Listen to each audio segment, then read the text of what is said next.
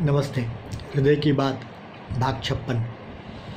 ईश्वर के बारे में बात कर रहे थे कि उसका वर्णन नहीं हो सकता, लेकिन उसकी अनुभूति हो सकती है, अनुभव कर सकते हैं। तो उसके बारे में थोड़ी आज नई बातें करेंगे। एक बालक था, ईश्वर के बारे में, भगवान के बारे में सुन करके उसको ईश्वर को मिलने की इच्छा हुई। उसने भगवान को कहा कि मुझे दर्शन दो। तभी आकाश में एक बिजली चमकी।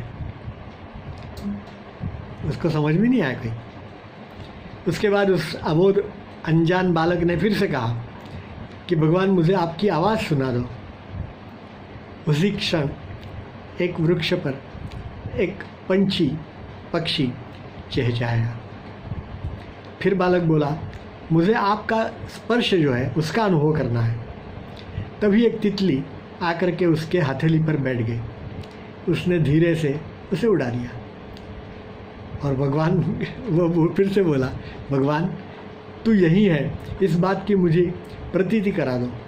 तब ठंडी हवा का एक झोंका आया और मिट्टी की साथ में सौंधी खुशबू मिलाया। हमारे अंदर भी एक बालक है, उसे भी ईश्वर की चाहत है और ईश्वर सर्वत्र है। ठंडी हवा में है, पक्षियों की चहचहाट में है, फूलों की सुंदर पंखुड़ियों में और उसकी खुशबू में है, कड़कड़ती बिजली में है, सप्तरंगी इंद्रधनुष में है, उगते सूरज की किरणों की लाली में है, चंद्र की 16 कलाओं में है। प्रत्येक श्वास प्रश्वास में वो मौजूद है, परंतु हम तो उसे मात्र मंदिरों में खोजते हैं। एक कथा है, किसकी है मालूम नहीं। कोई कहता है आइंस्टाइन की है, कोई कहता है विवेकानंद जी की है, कोई कहता है अब्दुल कलाम की है, जो कुछ भी है। लेकिन ऐसे ही एक कॉलेज में एक प्रोफेसर ने विद्यार्थियों से प्रश्न पूछा, क्या तुम्हें ईश्वर में विश्वास है? विद्यार्थियों ने के हाँ कहने पर प्रोफेसर ने फिर से कहा कि वह सर्वशक्तिमान है।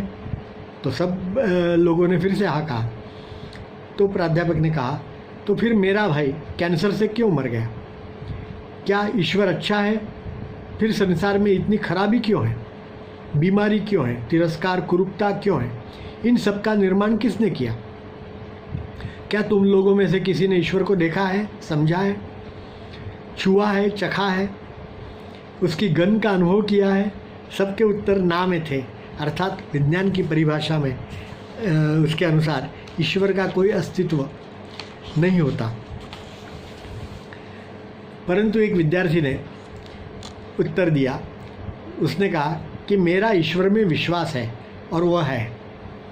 यदि मैं पूछूं कि गर्मी जैसा कुछ है क्या? यदि उत्तर हाँ है, तो फिर ठंड का क्या? क्या ठंड है? नहीं। गर्मी का अभाव जहाँ है वहाँ ठंड महसूस होती है। प्रकाश तो होता है, परंतु अंधकार नहीं। प्रकाश जहाँ नहीं होता वहाँ अंधकार दिखता है। इसी प्रकार हमेशा अच्छे का अस्तित्व होता है। अच्छा नहीं होने से खराब है, ऐसा कहा जाता है। मृत्यु का कोई अस्तित्व नहीं है। जहाँ जीवन नहीं है वहाँ मृत्यु है। तो हम देखते हैं कि ठंड, अंधेरा, मृत्यु ये सारे विरोधी शब्द नहीं हैं। आप कह सकते हैं कि मानव का विकास बंदर से हुआ। क्या इस परिवर्तन को आपने खुद ने देखा है? क्या किसी ने बिजली को या चुंबकत्व को, दिमाग की बुद्धि को देखा है, सुना है, चखा है, हाथ से स्पर्श किया है? नहीं। तो फिर विज्ञान के मतानुसार उसका अस्तित्व नहीं होना चाहिए, परंतु वह है। ऐसे ही हम सबका विश्वास है। प्राध्यापक को विद्यार्थी कह रहा है, तो सर इस प्रकार ईश्वर और इंसान ये दोनों के बीच की कड़ी यही विश्वास है, और इसी कारण सारा जगत चलता है। जहाँ जहाँ जीवन है वहाँ वहाँ ये सारी चीज़ें। एक जोक्यूबलर वे में हास्य कथा के तौर पे एक बात बोलूँ, छोटी सी कहानी। एक महात्मा प्रवचन दे रहे थे। उन्होंने कहा कि भगवान कण कण में है, हर जगह है, सुई रखी जाए इतनी भी जगह खाली नहीं है। इतना सुनने के बाद एक नास्तिक खड़ा हो गया और उसने कहा कि यदि ईश्वर यहाँ उपस्थित है तो मुझे एक तमाचा मारकर दिखा दे, तब मैं मानूंगा कि वो यहाँ है। इतना सुनते ही एक व्यक्ति ने उसे जोरदार तमाचा झाड़ दिया। तब पहले ने कहा, तूने मुझे तमाचा क्यों मारा? यह चाटा परमात्मा ने नहीं मारा है। तब दूसरे व्यक्ति ने कहा कि परमात्मा ऐसे छोटे मोटे काम खुद नहीं करता, ऐसे काम करने के लिए हमारे जैसे छोटे छोटे व्यक्तियों को उन्होंने उसने लग दिया है।